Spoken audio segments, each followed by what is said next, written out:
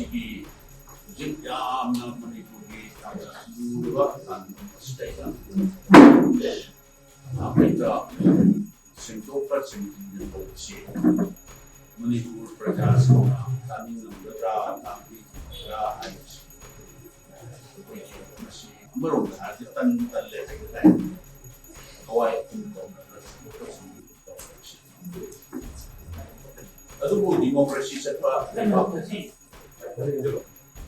Ina karimba charge na tawagati. Madu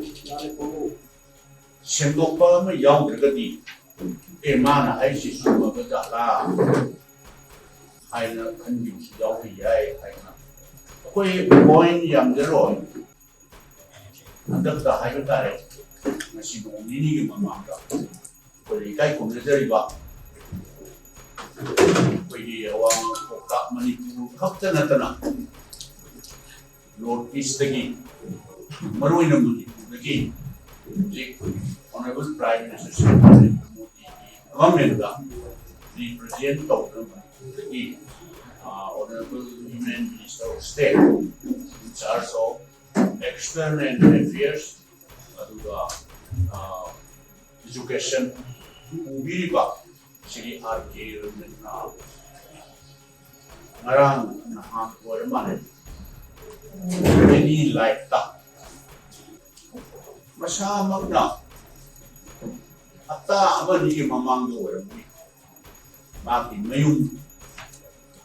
noina sapra partially destroyed or mayum sa ayong tamduda mana hoga jit paliba makasasu Union Minister, Karma Union Minister, Government of India ki Sri Narendra Modi ji ki Council of Minister yaw. The sida paliba sishu government sishu BJP ki state government. Masamang na sungko ga paliba state government BJP led state government si law and order si completely total away na highway. But yes, point manui wari highway. The law and order system sila kazana handle topam ng mira ng debra. Highway di Manipur ki prajasing na Manipur prajasing na natana. Entire country sila ay ko na una mga hangarwa pamni ako'y nagomda ang ano sa daro. Aduna masyamag na project laiba Manipur ki problem se hanapalan ba government na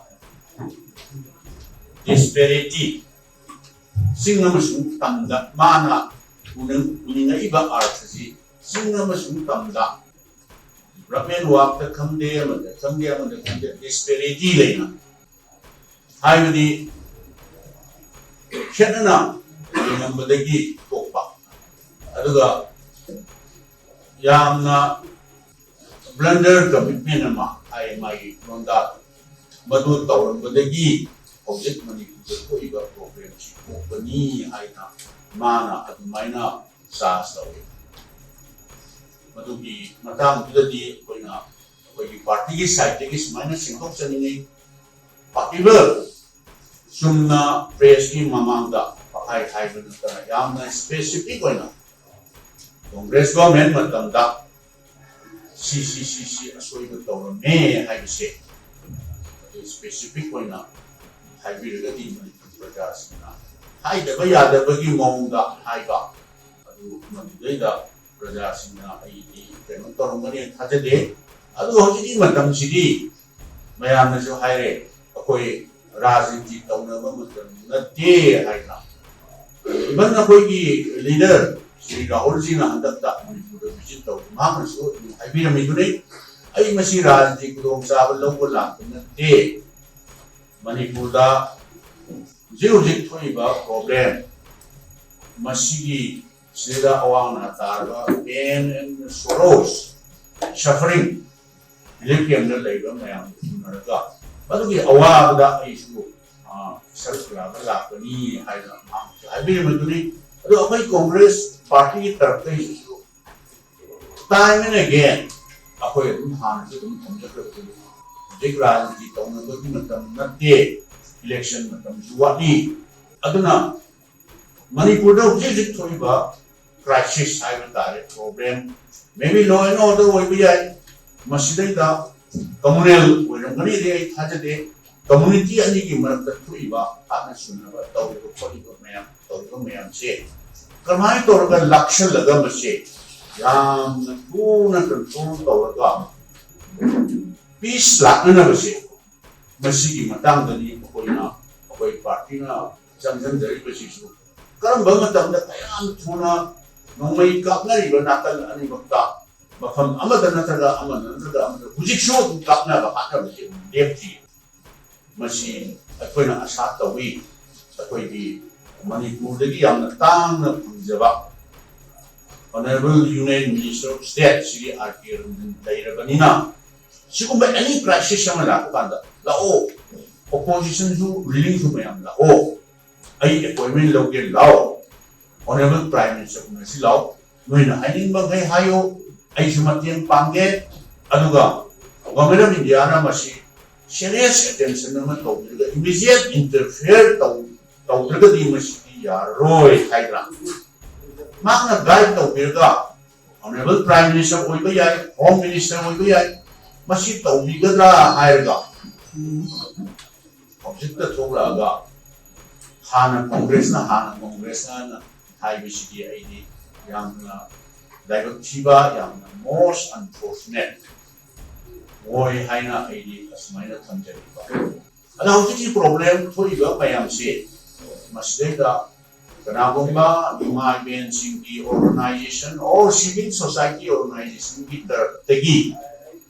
hojiksu adum haibiba demand to haiba tare democracy ki right forum di koi lairiba on the floor of the house special session na kauga madai to da kano to gadabani kana laina gadabani haido akoi ki side dagi di congress ki side dagi di tam nan masi ki problem si me gi ahum ek for padiga me thamanu da haiba tare koi dana koi special session ama kaubiyo haina sarkar se action takna da moina kaubi malak dagi akoi like minded political party ado akoi congress ki taraf se even governor da our excellency governor of Manipur memorandum ira ado tawgada ba somon tawbigada wa how session kaubigada bidi paliba government ne ko moina cabinet decision on lawga governor da koi skumba emergency special session ma koi hamga pami haida governor na de long da mana kadamna jingba ngam kadamna ti adu masi ekoi da akoi keno tawjagi haida na ti hujik paliba sarkar da congress party gi koi manga kane shirejo BJP ne sarkar paiga moi atai moi alliance party haida tare moi support tawba mayam si pullagadi ki singaw sing mayam pullagadi 55 adu hujik kuki singaw sing democracy ni moi tongan ba liman talam ba yai pika da bangmi duna no sorry na hai targadi kanan kari hai bungangadi liman talam ba yai adu as of today moi MLA dagi resign tawde adu su within BJP manung dani adu cabinet minister ani yor resign tawde effective strength se 60 ki manung da moi da 55 lai ne akoi manga khak the state ni so koi karing da shakti lai kraba center da so koi na pai na ta ba kari tawsige manipuri praja sin apamba BJP na apam do koi we are ready for the state of whatever manipuri praja sin na sacrifice do hai do koi di ready ne to bu do government sina hawar patai ado koi mayam se na khambirabani hanna apul tawre sugumba issue ma la pasda moinu maroi haiba na te ko issue se dum lingering tawra sum chathar la pa da koi all political party ama moina ꯑꯩꯈꯣꯏ Congress ꯒꯣꯔꯃꯦꯟꯗꯗꯤ Congress government ꯃꯇꯝꯗꯗꯤ ꯑꯩꯈꯣꯏ ꯀꯌꯥꯔꯛ ꯍꯟꯅ ꯆꯠꯈ꯭ꯔꯦ ꯃꯇꯝꯗꯨꯒꯤ honourable prime minister doctor Manmohan ꯁꯤꯡ ꯏꯁꯨ ꯃꯆꯥ ꯃꯆꯥꯒꯤꯁꯨ ꯃꯌꯥꯝꯅ ꯄꯥꯝꯕ ꯀꯌꯥ ꯑꯃ ꯆꯠꯄ꯭ꯔꯥ ꯑꯩꯈꯣꯏꯒꯤ ꯒꯣꯔꯃꯦꯟꯅꯤꯅ ꯑꯩꯈꯣꯏꯅ ꯂꯤꯗ ꯇꯧꯖꯕ ꯍꯥꯏꯕ ꯇꯥꯔꯦ ꯑꯩꯈꯣꯏꯅ ꯇꯧꯅꯤꯡꯕꯒꯤ ꯋꯥ ꯅꯠꯇꯦꯀꯣ ꯄ꯭ꯔꯥꯏꯝ ꯃꯤꯅꯤꯁꯇꯔꯒꯤ ꯑꯦꯄꯣꯏꯟꯃꯦꯟ ꯈꯪꯗꯦ आदे लेबम चाबम खंगे अखोइना लोइना तौरगा एनी टाइम अखोइ तेरा खन्ना उनगी अदुमाइ तौदरा पालिबा जिकी स्टेट गवर्नमेंट हाइबे तारे BJP led government including honourable minister of state of union minister of state home RK रंजना गाइड तौबिरगा लीड तौबिरगा अखोइगा उनरसिला ओ हाइबसिला ओना हाइबिर कदर नाइबा अखोइ नाइबा ngमक्तरा बाय लेरक्तरा City Kamaitoni, State City Loy Tare, Hana, like minded political party, Taragi, the Oga, Then Queen of Delhi the night, Honorable Prime Minister Minerva. The PV of that, Unabagi Tanja PV of that. Maduragi going back, foreign country, the USA is a keep the Halapon night in a night. But to the corner, where systematic in the Kaiji. मसीदे कोई नाई लेगुदा मोइकी BJP की honourable minister से मतमजुदा उनगनी हाइना कोई ताजे को पाउनिको अदवा honourable MLA Singh BJP की ला अगा मोइ भौदा अपॉइंटमेंट पी देउदा कोई से सुन नाई लेगुदी मसीदी केनो तोरोय तंग नाई को हाइबा उनसी हाइबसी अदुगुंबगी इंफॉर्मेशन लेगुदा कोई थोकरजेना थोलागा ngarang nahanda koi activity se lepa yadam nina koi party office ta like minded political party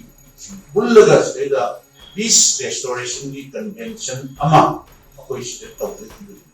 aduna shri R.K. Ranjan na honorable minister na under any like ta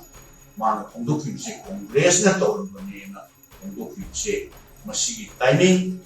jik laiba situation circumstance data she damna lumpham yaudaba baseless adu like chiba adu gumba press meeting ne lawje na inform ada hana prime minister naba lakta buda yagi honorable prime minister with no satya ada prime minister ki atwa president ki appointment se hana isarna ma unadra ade lei adugo ekoi ek thorpaga amit shahajina relief camp ka seida kampa ta kai sapun adu masi chapes de narangum se akoi seida imphal de yore adu ma onda to unapi ge di yabani ma kamu pisali halaga kampa ta relief camp sabi अदु सिदा हलकबदगी तुम कछु मा याम thing बनती advance appointment से माउंदा कोई समय तो उधर प्रेसिडेंट हाना अपॉइंटमेंट पिसे अपना आदर दिल्ली दा प्रेसिडेंट उन लेरे अकोई सिदा माना ये कुबा काम पाता काम को पिसे तनी है तो मरांग गुंबदा दिल्ली दगी एडवांस अपॉइंटमेंट से थारा ले माना थबक सिनमनी खंदे काम को पिसे करे हम बात से चपने अरे मीटिंग केनो तौबिने अखोई उनरोय ने इंटेंशनली उनदवनते अखोई अपॉइंटमेंट सिक तौई अदैदा ऑल पॉलिटिकल पार्टी दे अखोई यावन नबुदे को अदो अखोई अपॉइंटमेंट बिबी हाइने दो अखोई अपॉइंटमेंट हम हिदबनी अखोई उनरोय ने उनदवनते आई स्माइल